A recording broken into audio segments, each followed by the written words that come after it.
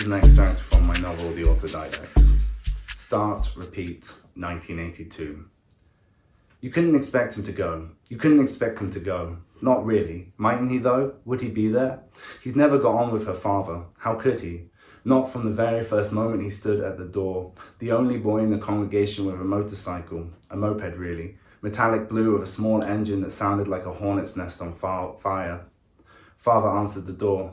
Is Diane in? Can she come out? She remembers her father's curt one-word reply, herself half hidden on the stairs, roused from her Bible study by this rare knock and the strange sound of her name in another's mouth. Her hands ran up and down the banister. She wondered why the boy didn't leave, why her father didn't shut the door. Then Mark noticed her on the stairs and he smiled and nodded to her in that way of his. This distracted the old man. He'd lost his composure, wasn't used to being bypassed like this. Her father turned to see her there, his confusion knitting into rage, her nightgown seeming to shrink in the flash of his gaze.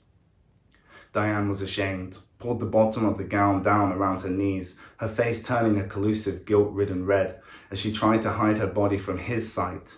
And then, when father turned back round for Mark, the muscles swimming through his clenched jaw like so many tadpoles, the boy was already gone on his metallic blue bike, kicking it into life and posing on the fumes of his disappearance. Even then there had been animosity, you see. The first young man able to hold her father's gaze and so hers. You couldn't expect him to come. You just couldn't. Mightn't he though? For her? They'd sinned together shortly after his visit, were wed from that in the start at least. She couldn't even remember how it had happened. A shopping centre, a cinema, something like that. He wouldn't even recognise the sin, let alone fathom it. He said it didn't even reach up to their ankles. He took her by the hand one day and they ran.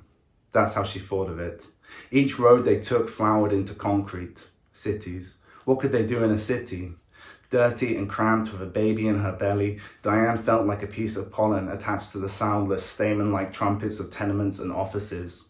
Offices she cleaned under fluorescent lights on mornings where she swore she could see the molecules of things fleeing the ghostly structure of the noumenal world. She watched the static composing the office tables and computers writhing around obscenely on the surface of their existence in mimicry of her sin. Static graining the air. Diane looked at her own hands melding with the empty space and what space was composed of. She'd passed out several times while working. There were tests. The fumes from the toilet cleaner were positively criminal. There'd be some money, enough to get them to the next city at least. The moped had died and they needed the car to keep moving. She couldn't, so they were tracked down, brought to bear. God tracked her down, told her what she must do for her unborn baby, or her conscience did, or her father did. Yes, he did, sometime in the past, activating some desire in her when she'd broken free, the light of it pulsing red underneath her skin like she was some fucking robot. No, she hadn't been free. When had she felt freedom? Only in those moments that she had gone away from herself, but there was no hope of real freedom that way. There was freedom in service, a striving towards and not away. There was freedom in forgiveness. That's why she prayed to him before phoning him. Mightn't he though, come after all today? He was born into it too, as much as she. He must have known why. Who was born into it as much as she? He must come, please, be there. Not even for her? He wouldn't come. Hadn't even been to see Jude since who remembers when her father came that day in a black coat, large black hat, the ever-present Bible in his rough palm. She saw him from the upstairs window, her father standing there, tears in his eyes, fire in his throat, a large man to the end, even in his disappointment. He'd boxed when he was younger, killed men in the war, found God with the same aggressive sense of clarity. He was looking down at his Bible, waiting for something. He lifted it to his ear and then looked up at the window. The tears had all gone out of his eyes. He lowered the Bible and knocked with customary authority on the door.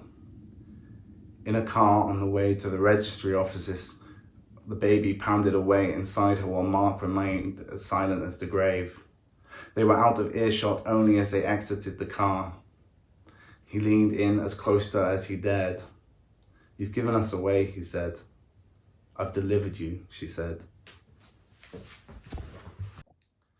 This is an extract from my novel, The Autodidacts. Welcome to the world, 1981. Henry picks out a toy from the pile of objects, causing a slight avalanche of dried pasta to skitter down over his grandfather's shoulders. The grandfather's eyes look down and scold him. The toy Henry so coveted and which he now guiltily turns over in his hands is an Action Man.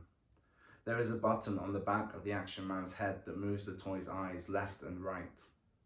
The Action Man should be a eunuch dressed in combat gear. Then the movable eyes of the action eunuch might denote cunning, intelligence, and stealth against some presupposed enemy. Henry's action eunuch, however, is dressed in knitted trousers and a knitted cardigan that his mother painstakingly handmade over the course of several toy-delaying weeks. The shifting eyes of the action eunuch now denote a kind of caged terror, suspicion, a sense of being trapped in a reality inseparable from neutered toil. Henry faces the figure in his hands towards his father's reflection. He lifts the figure's arm up and extends his own towards his father's chair.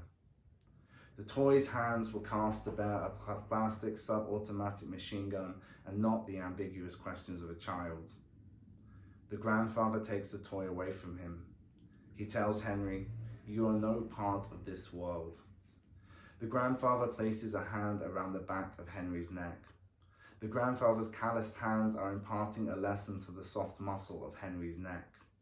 They are whispering to it that death covers life, that death can manipulate life, and that death swims through the skin of the living towards itself, just as life moves naturally through the borders of non-existence and God creates everything forever and ever and ever. Amen.